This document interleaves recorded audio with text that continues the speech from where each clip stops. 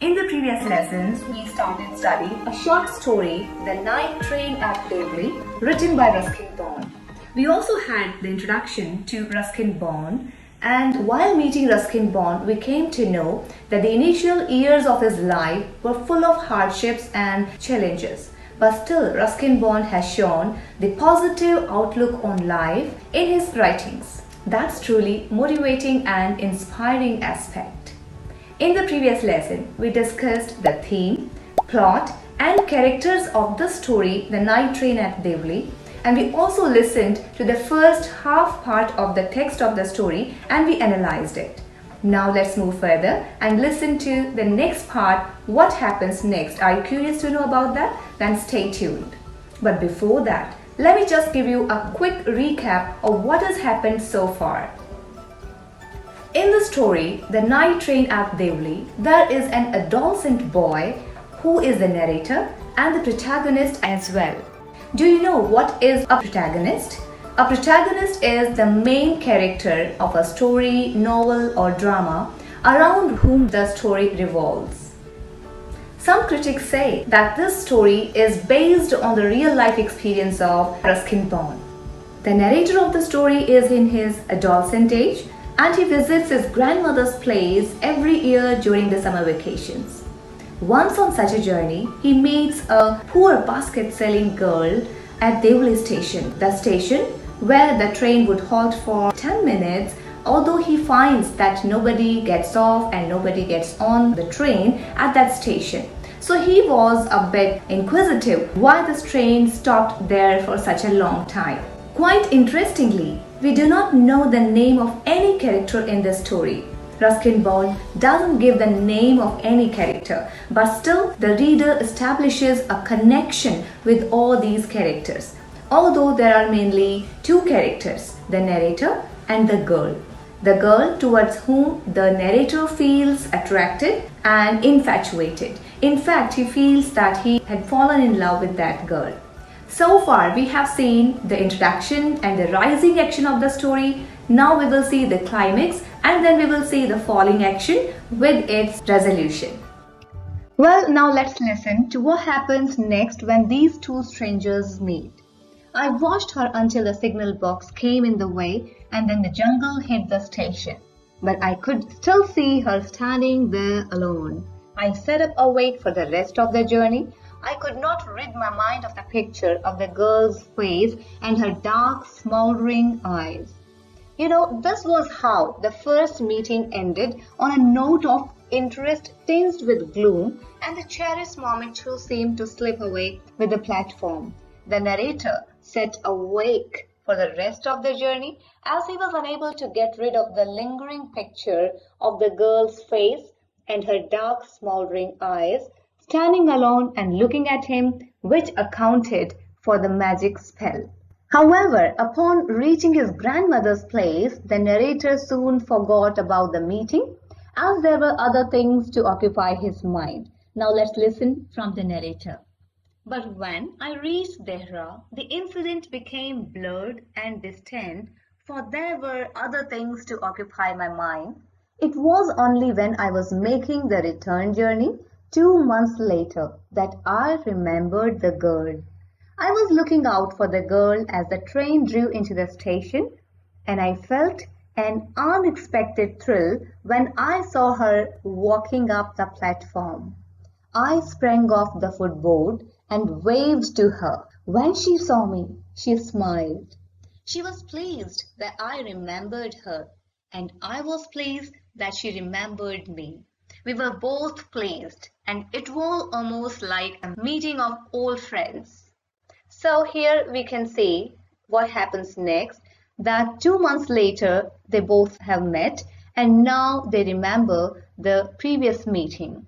An expectation to see her once again was there in the mind of the narrator as the train reached Deoli station, and then he feels like he is filled with an unexpected thrill. So this was the second meeting of the narrator and the girl, and it was like that of old friends. And the narrator was quite anxious to express his feelings. That's why he got off the train and waved to the girl. The girl too smiled back at him, and they remembered their first meeting. And this all initial hesitation was gone. She did not go about the platform selling baskets, but came straight to him at the tea stall, and the mutual pleasure of meeting each other was silently communicated. Now let's listen from the narrator. She did not go down the length of the train selling baskets, but came straight to the tea stall, with her dark eyes were suddenly filled with light. He said nothing for some time, but we couldn't have been more eloquent. Now let's listen from the narrator. She did not go down the length of the train selling baskets, but came straight to the tea stall. Her dark eyes were suddenly filled with light. We said nothing for some time, but we could not have been more eloquent. That is, they did not utter a word, they did not say anything, but there was a communication. I felt the impulse to put her on the train there and then, and take her away with me. I could not bear the thought of having to watch her recede into the distance of Deoli station. I took the baskets from her hand and put them down on the ground. She put out her hand for one of them, but I caught her hand and held it. The girl thought that the narrator, wanted to buy a basket, so she stretched out her hand to give one basket to him. But the narrator expressed his impulse, his idea, and he said, "I have to go to Delhi." She nodded. "I do not have to go anywhere." The guard blew his whistle for the train to leave, and how I hated the guard for doing that. "I will come again," I said. "Will you be here?" She nodded again, and as she nodded, the bell clanged and the train slid forward. I had to wrench my hand away from the girl and run for the moving train. Well, as this was the second meeting, so the narrator could not forget the girl. This time, on returning home, the narrator did not forget her. He took a fancy to the girl, and his hardly communicated longing turned into a feverish desperation in love. He was impatient for the term to finish finally and left for Dehradun. He was agitated yet resolute to tell her about his feelings. Now let's see what's in the text. This time I did not forget her. She was with me for the remainder of the journey and for long after. All that year she was a bright living thing. And when the college term finished, I packed in haste and left for Dehra earlier than usual. My grandmother would be pleased at my eagerness to see her. I was nervous and anxious as the train drew into Deoli, because I was wondering what I should say to the girl and what I should do. I was determined that I wouldn't stand helplessly before her, hardly able to speak or do anything about my feelings. The train came to Deoli and I looked up platform, but I could not see the girl anywhere. Here begins the climax of the story. The climax of the story is reached when the narrator does not find the girl at the station. He wonders what might have happened to her, and he suddenly felt tenderness and a sense of responsibility for her. He inquired about her, but to no avail. Now let's listen from the narrator. I opened the door and stepped off the footboard. I was deeply disappointed and overcome by a sense of foreboding. I felt I had to do something, and so I ran up to the station master and said, "Do you know the girl who used to sell baskets here?" So here we have the third character of the story, the station master. "No, I don't," said the station master, "and you had better get on the train if you don't want to be left behind." So the station master could not provide any information about the girl to the narrator. Rather, he advised the narrator to get into the train. But I paced up and down the platform and stared over the railings at the station yard.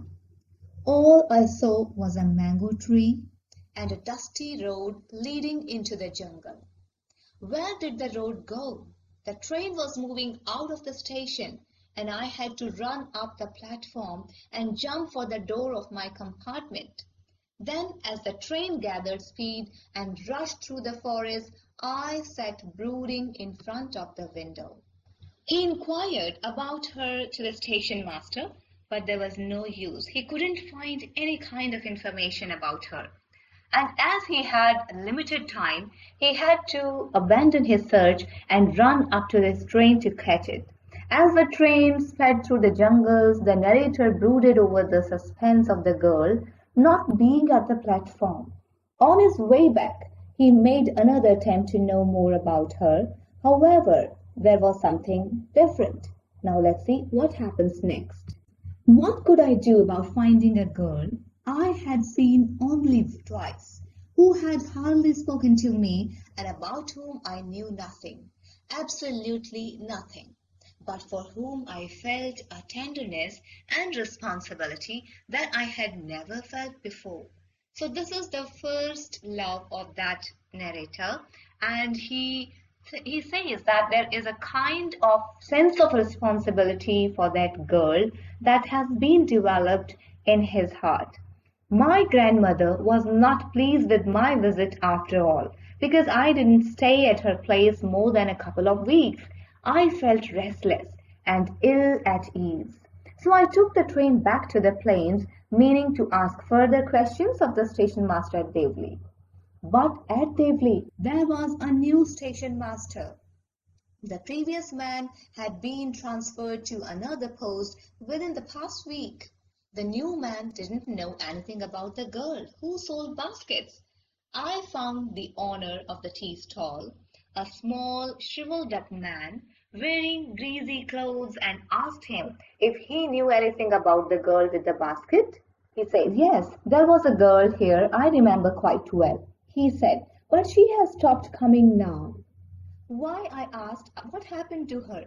"How should I know?" answered the man. "She was nothing to me." And once again I had to run to catch the train. So here there was no use of asking about the girl. Nobody could tell him, but it was sure that she has stopped coming there. This is the falling action of the plot. As we have discussed in the previous lesson, that there are 5 parts of the plot. So far we have seen in the story, in the plot of the story, those 4 parts: introduction, then rising action when the narrator meets the girl, and then there's a climax when he is not able to find the girl on the railway station when he comes back. And now this is the falling action where he thinks that he should break the journey and get down at Deoli station, but he is not able to do that. Now let's see what is the resolution of the plot of this story. So here the narrator admits that he would never break his journey at Deoli as it would spoil his game.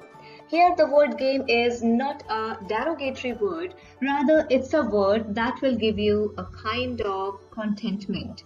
Because we can say here the game of trying to spot the familiar and cheerful face of the girl at the station and experiencing a thrill and excitement of expectation that is arising in his heart, that is surging through him. Because from him he seemed to derive the contentment. So this feeling of contentment was there that someday he might meet that girl. So the hope is there. So the expectation is there. There is nothing else. He doesn't want to spoil this expectation, this pleasure of thinking, this pleasure of anticipation by getting there down and finding that he would never meet that girl again. So the end of the story gives some message also, and the message is that the faint and bright memories of the dream, like encounter, create a world where passion reigns supreme. So the end too remains enveloped in mystery. So he did not disclose that could he ever met that girl after that. So the mystery is there. What happened to that girl? And the author lets it remain so, like a beautiful and curious dream, the memory of which creates an elusive and mesmerizing effect.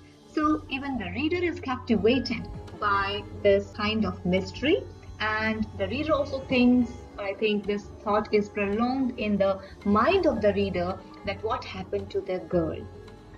So this was a beautiful story written by Ruskin Bond, The Night Train at Deoli. Thank you for listening. Happy learning.